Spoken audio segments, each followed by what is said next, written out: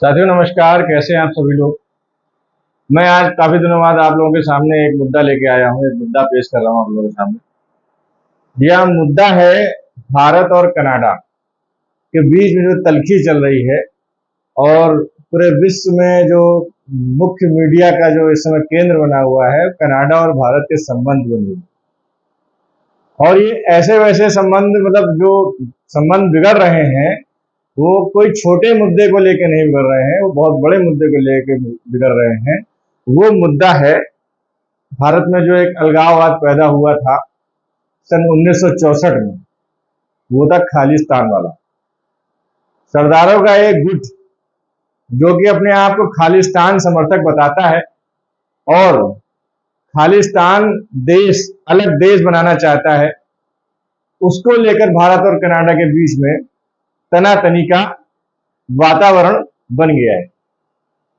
हाल ही में G20 का summit हुआ था भारत देश में और बहुत ही अच्छे तरीके से ये कार्यक्रम निपटा था।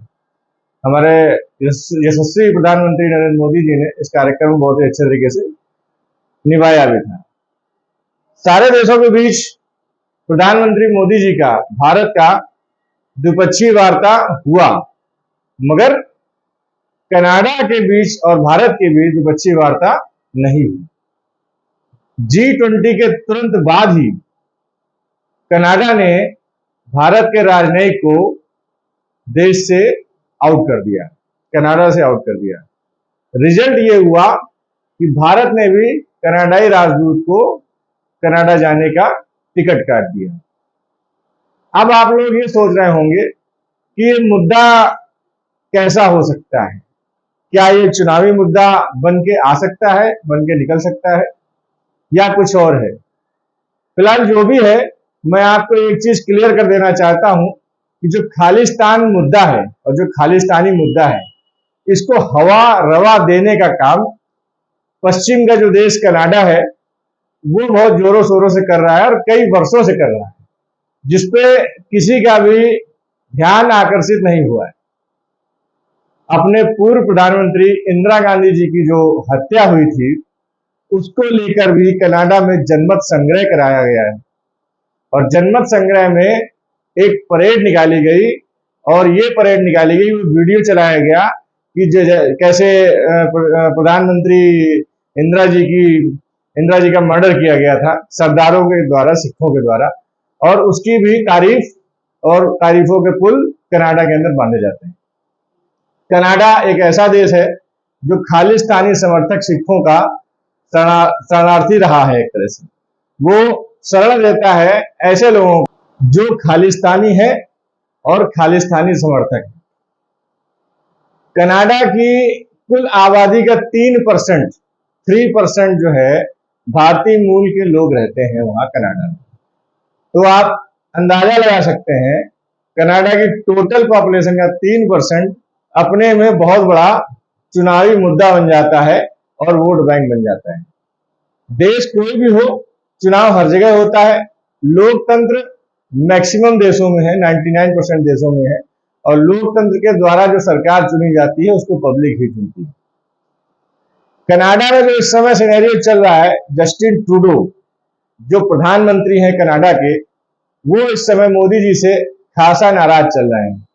उन्होंने अपनी संसद में ये बयान दिया है कि ये जो निज्जर की हत्या हुई गुरुद्वारा के पास, ये निज्जर की हत्या भारत के द्वारा कराई गई, इसमें भारतीय एजेंसी का कहीं ना कहीं हाथ है। तो साफ साफ तौर पे अगर खुलेआम कनाडाई प्रधानमंत्री अपनी संसद भवन में, अपनी पार्लियामेंट में ये भारत पे दोषारोपण कर रहे हैं, तो भारत को इसका कहीं ना कहीं कूटनीतिक तौर पर जवाब देना होगा। अब जवाब क्यों देना होगा वो भी समझने वाली बात है। आप फेसबुक, व्हाट्सएप, ट्विटर के थ्रू जवाब ना दे तो अच्छा होगा। आप अंडर टेबल बैठ के, पर्दे के पीछे बैठ के इन सब विषयों में बात करें तो आपकी किरकिरी होने से बच सकती है, किरकिरी होने से रह सकती है।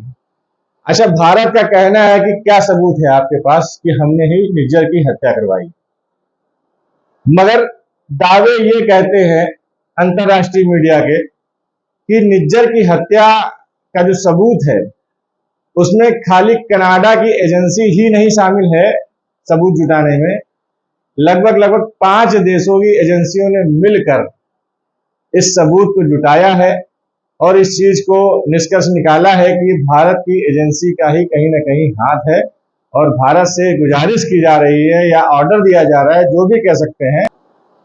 कनाडा के साथ 5 ऐसी देश की एजेंसियां हैं जिन्होंने मिलकर इस सबूत का संग्रह किया है और भारत से अमेरिका भी अनुरोध कर रहा है कि आप इस जांच में, इस सबूत को इकट्ठा करने में सहयोग करें।